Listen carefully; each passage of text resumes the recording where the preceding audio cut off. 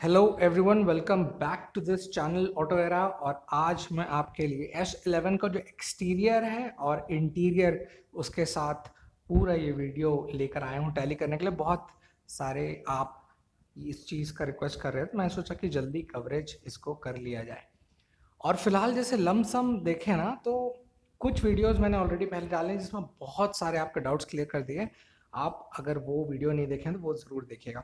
इसमें क्या है, मैं वीडियो का मेन प्रायोरिटी टर्म रख रहा हूँ कि सही डिसीजन मेकिंग आपके लिए ये साबित हो, ताकि आप कभी भी अभी क्लासिक के वज पर डिसीजन ले पाएँ तो आप उसे सटीक चुन पाएँ। तो देखिए, जैसे फ्रंट से शुरुआत अगर मैं करूं, तो फ्रंट में ये जो खूबसूरत सा ग्रिल है वो मुझे बहुत अट्रैक्टिव लगा।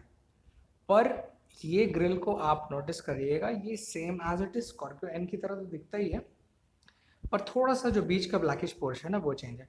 अब बहुत सारे लोगों का ये था कि नहीं यार, वो पुराना ग्रिल ही रहने देना था। अगर वो पुराना फ्रंट ग्रिल रखते तो इस नए अपग्रेडेशन में वो क्या प्रूफ पॉइंट कर पाते, क्योंकि साइड का हेडलाइट और डिज़ाइन और जो आउटर लेयर है उसे चेंज नहीं करने वाले थे। तो ऑफ कोर्स उन्होंने जो चेंज किया है वो फ्रंट ग्रिल का, ताकि आपको थोड़ा बहुत अट्रैक्टिव लगे। फिर जैसे ओवरऑल इस व्हीकल का प्राइस को समझते हैं, तो प्राइस का क्या हिसाब किताब है वो मैं बता देता हूँ। तो अभी की स्थिति में, अगर आज ही के डेट में अगर आप टैली करें, तो बेस मॉडल है वो आता है लगभग 13,58,000, 13,58,000 का ये बेस मॉडल एक्स शोरूम में फिलहाल अभी क्लासिक में मिल रहा है। जैसे ही अब दिमाग में ये आता है कि 13,58,000 है, तो यार अभी जो नया क्लासिक आने वाला है उसका प्राइस कितना ज़्यादा बढ़ जाएगा, क्योंकि इन्होंने थोड़ा बहुत फ्रंट ग्रिल चेंज किया है, पीछे का बैक पोर्शन चेंज किया है। तो मैं बता दूं, बेस मॉडल में ज़्यादा डिफरेंस नहीं आने वाले हैं। वो इसलिए नहीं आने वाले हैं क्योंकि ग्रिल चेंज हुआ है, but same as it is old grill के मनी कंपैरिजन में वो एज इट इज़ ज़्यादा डिफरेंस नहीं मिलेगा। पर वहीं पर अगर आप टॉप मॉडल जाते हैं, जो कि S11 वेरिएंट के नाम से जाना जाता है। और एक चीज़ और बता दूं कि अब नए स्कॉर्पियो क्लासिक में सिर्फ बेस मॉडल और टॉप मॉडल ही मिलेगा। तो जैसे उस S11 वेरिएंट में जाते हैं तो उसमें बहुत सारी चीज़ें ऐसी हैं, जैसे क्रोम टच फिनिश और प्यारा जो हल्का सा लग्जरी फील है, इसके कारण शायद कीमत थोड़ी बढ़ सकती है। तो आप ये पकड़ के चलिए कि पुराना जो था उसमें बेस मॉडल में थोड़ा सा डिफरेंस, और टॉप मॉडल में थोड़ा कुछ हज़ारों प्लस में टेंस जो रहते हैं उसमें 1000 बढ़ेंगे। ये आप मान के चलिए, और इसमें आपको ऐसा खूबसूरत लुक देते हैं।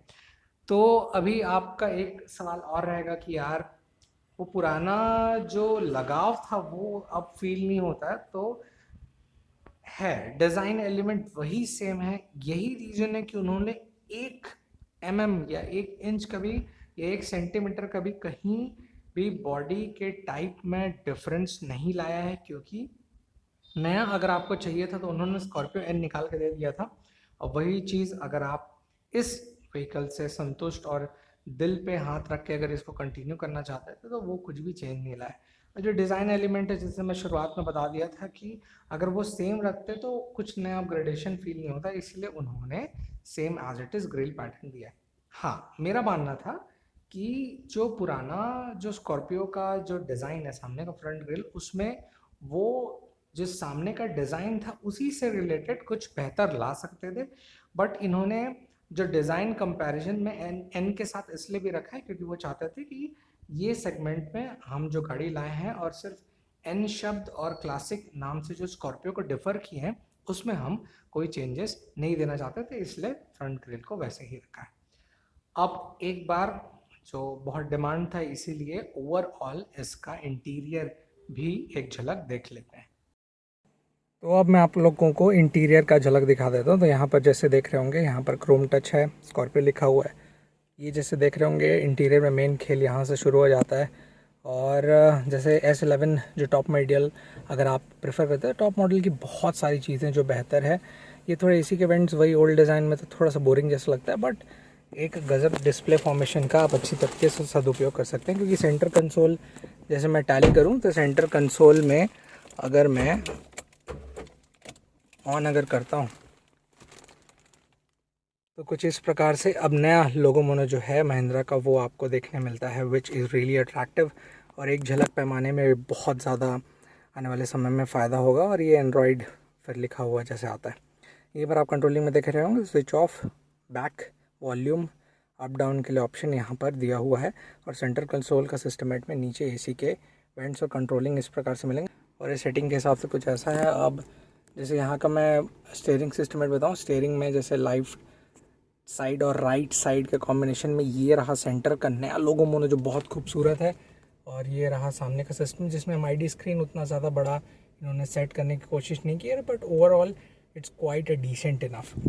फिर लेग स्पेस के बारे में बात करें, स्कॉर्पियो एन से कंपेरेबल टर्म में बोलेंगे तो काफ़ी ज़्यादा कंफर्टेबल ये मुझे लगता है। 6 स्पीड गियर बॉक्स के साथ ये आएगा। सीट की क्वालिटी भी अगर आप टैली करेंगे तो यहाँ पर देखिएगा एक प्रॉपर स्पंजी पैटर्न, एक परफेक्शन जो रहता है टेक्सचर डिज़ाइन के साथ आपको देखने मिलता है। सेंटर कंसोल का एक बात और बता दूँ, ये वाला जो आप सेट देख रहे होंगे ये हल्का सा आपको एक क्लासी फील ज़रूर देता है।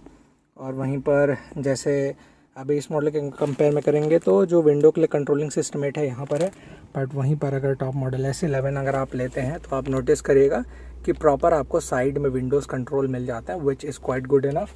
और इस साइड में जैसे नोटिस कर रहे होंगे तो ब्लैक फिनिश के साथ ये बेहतर लगता है।